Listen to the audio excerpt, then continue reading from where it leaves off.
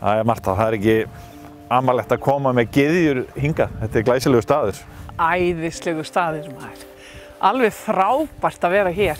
Garðskagi í sumar og vor skrúða. Já, sko, gyðjur og gleði eru hér á þessu ári á Garðskaga. En við vorum, undanfarin 10 ár, þá vorum við þarna hinum megin á Snæfellsnesi.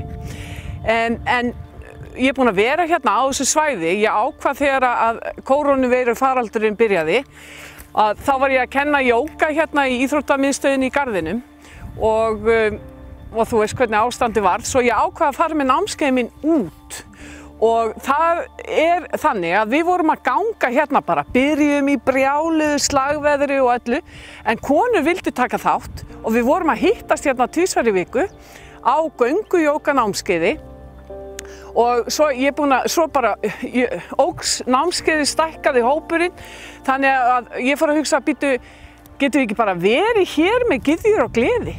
Þetta svo æðislegu staður og það sem við höfum fram yfir hinum megin, við vorum aldrei í fjörunni á Snæfellsnesi. Við vorum sko bara inn í landi þannig en hér þá hef ég miklu meiri möguleika þú veist að bjóða konunum að prófa sjóbað. Við verðum með gönguferðir, svo verðum við með innijóga, dansjóga, frábær matseðill hérna á veitingahúsinu Röstinni í Garðskaga, frábæri veitingastæður og svo gistum við í algjörum lúxus á Lighthouse Inn og þar verður ein kona á herbergi og herbergin eru svo rúmgóð og flott. Svo þetta verður allt saman hér á þessu svæði. Þetta náttúrulega eins og við sögðum upp að þetta alveg magnaður staður og hér mjög vinsælt að fara í sjóinn og í sjóböð. Já, mjög. Þið hafið verið að gera það og einhverjar konur sem þú varst að tala eða þú varst blaðamann hjá okkur að spjalla við þær hérna. Ertu að fara sjálf í sjóinn? Já, nú ég bara komið með miklu betri græjur, var að fá mér svona sundból sem þéttur, ekki svona venjulegu sundbólur vegna þess að mér fannst hann of kaldur og ég búin að fá mér sokka, sjósokka, ég búin að fá mér vettlinga og svo ég sem sagt komið með hennar sundból sem þá verð ég alveg skothelt í sjónum. Þér verður þá ekki eins kalt? Nei, sko, það sem að gerist þegar þú ferð í svona kaldan sjó, þá náttúrulega hitatapið fyrst út fætur og hendur og svo þarf þetta að passa miðjuna þína, þar sem að líffærin eru. Þannig að ég, sko núna finnst mér ég vera miklu svona, meira tilbúin? Já, ég get verið lengur úti af því að þegar þú byrjar á sjósundi eða sjóbaði, þá þetta svo rosalegt kikk, þetta svo skemmtilegt. Þetta alveg æðislegt. En svo náttúrulega jógað og hérna... Ætlar ekkert að vera með það úti bara? Jú, líka. Það gott veður? Jú. Við verðum úti, svo verðum við inni og við verðum með aðstöðu í íþróttamiðstöðinni og þar höfum við líka aðstöðu til að fara í heita potta og gufu og annað. Þannig að þær konur sem ætla að vera með mér þessa helgi að þær verða alveg marineraðar í dekri og hérna koma heim, sko, ég var að segja við þær að þið ekkert að mæta heim í kvöldmat nema þessi búið að elda sunnudagskvöldmatinn. Þær ekki að fara við pottana þegar þær koma heim, þær verða svona drottningar eftir helgina. Þetta svona, hvernig horfum við á þetta, sem svona andlega og líkamlega velíðan bara allt þetta prógram? Já, ekki spurning. Og líka svona endurskoða, þú veist, ertu með einhverja drauma, langar þig að setja kraft í nýja drauma, þú veist, það margir búin að jafnvel missa vinnu eða að hugsa að prófa eitthvað nýtt og það verður námskeið inn í þessari helgi sem svona sjálfstyrkinganámskeið og hjálpar konunum aðeins að endurskoða líf sitt og það verður jákvæð hugþjálfun þannig að við erum svona með ofboðslega jákvæðan fókus á allt það sem við viljum fá fram inn í lífið okkar líka. Og ég hef reynslu af þessum námskeiðum, ég náttúrulega eins og ég segi var þarna hinum megin við hafið. Hann sést ekki núna, blessaður jökullinn, en hann geislar hingað yfir, við vitum það. Og eftir þessar helgar þá hefur alltaf eitthvað stórkostlegt gerst hjá konum. og bæði þær sem komu til þess að endurnýja orkuna sína, þær hafa fengið helling út úr því og líka þær sem voru með einhverja litla drauma, þeir svona fengu hvatningu þessa helgi og stækkuðu og það gerðist alltaf eitthvað. Og líka hjá mér, sko, ég hef opnað heila jógastöð eftir svona helgi. Það var þá, sko, en hérna, þetta er alveg frábært. Það er ekki amalegt heldur hérna, Marta, ekki bara glæsilegt á Garðskaga og við erum hérna bara á einu flottasta hóteli landsins bara út á, já, hér er alveg út úr sjó.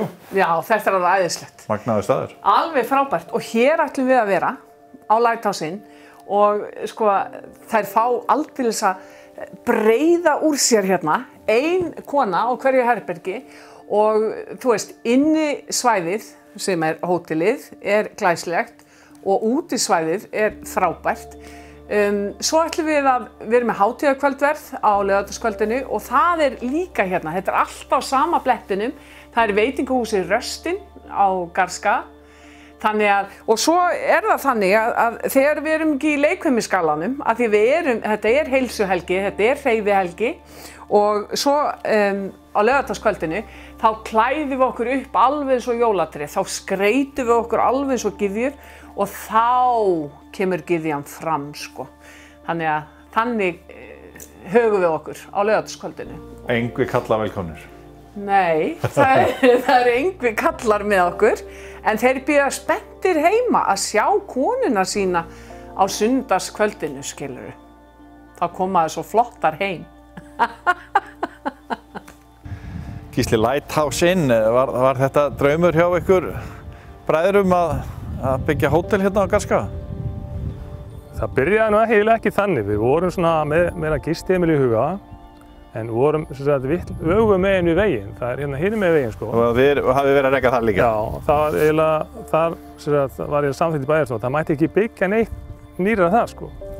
Og síðan var það þannig að það var gert deiliskipulag að garðinum og þar voru settar 8 lóðir hérna fyrir svona uppbyggingu í ferðamanni innan. Og við stukkum eiginlega bara að leið og þetta kom út, þá stukkum við eiginlega bara mánuði síðar og sóttum þessa lóð hérna og fengum hana. Og síðan bara ákveðum það að taka svona bjálkahús, pröfa eitthvað svona nýtt. Ég á svona bústað sjálfur og rosalega gaman að koma í svona hús, þetta er vel gert og svona góð tilfinning, róandi. Og við byrjuðum á þessu 15. apríl 2016 og opnuðum 15. maí 2017. Við erum búin að vera í 3 ár núna akkurat bara. Já, frá með deginum gær. Og það bara gengið mjög vel þangað til að þetta vesen kemur upp núna 15. mars eiginlega. Þá eiginlega allt niður bara eins og í öllum, sko. Ekki svolítið skrítið að vera búin að vera í mikilli uppsveiflu og þið eru búin að það gengið mjög vel hjá okkur svo bara allt í einu bara klippt á eitthvað og bara stopp. Já, þetta er mjög skrítið allt saman. Eins og hjá okkur þá hefði sumarið eiginlega átt að vera bara alveg kjaftfullt. Eiginlega frá og með bara 1. apríl. Alveg út svona september og svo fyndið að segja frá því að okkar svona stærstu kúnnar sem átt að koma í sumar eru kínverskir hópar og ítalskir hópar og spænskir hópar. Þetta eru svona allir löndi sem hafa verið verst úti og mega bara ekki hreyfa og eru nánast eiginlega búin að cancela öllu í sumar. En samt gæti þá verið þannig að þeir myndi eitthvað bóka kannski í júli, ágúst ef það rofar til hjá þeim í þeirra landi, sko. Þá gæti það alveg gerst, sko. En svo er náttúrulega, núna er bara markaðinu þannig að menn eru að horfa á innanlandsmarkaðinn. Eins og þú varst að tala við hana Mörtu án, hún er að koma með hóp hérna og hlakka til mikið til að fá þær. Svo erum við fleiri að hafa samband, jafnvel fótboltaliði, hafa verið að hringja og aðtöku að þeir getur komið hérna með kannski yngri flokka að æfa sem hefði átt að fara eitthvað út í sumar en vilja gera eitthvað öðruvísi. Og þjálfararnir þeirra hafa verið allir svona kreatív og verið að hugsa svæði hérna og vita náttúrulega um góðan fótboltavöll og hérna gæti verið aldrei svona afsíðistrákanir, kynnst betur og þjappa hópinn, ekki missa á kannski mikið út og ætla að gera mikið hérna svæðinu eins og það er bara mjög falleg svæði hérna, sko. Þannig svona svo við tölum aðeins fyrir veirutíma, hvernig hafa gestirnir tekið því að vera hérna? Þetta er náttúrulega mjög óspillt náttúra hérna á einum frægasta stað á Suðurnesjum og Íslandi sem Garðskagi er. Hvernig hafa viðbrögðin verið? Viðbrögðin hafa verið alveg ótrúlega góð. Maður hótel þrífast aldrei á umsögnum. Það er að segja, ef maður er sjálfur að panta hótel þá skoða umsagnir, það eru lélegar.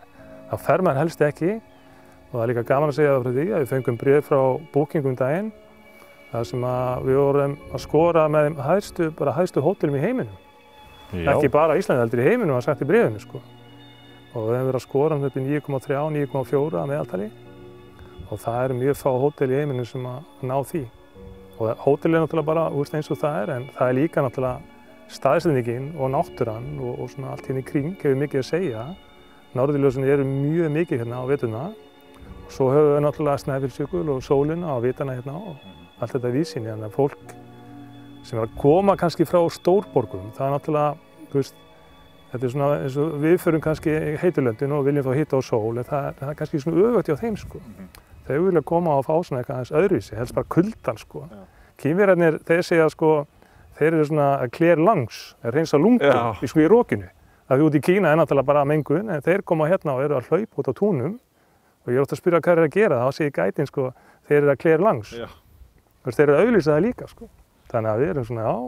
En þetta er ekki alveg sem við erum alveg að skilja ennþá.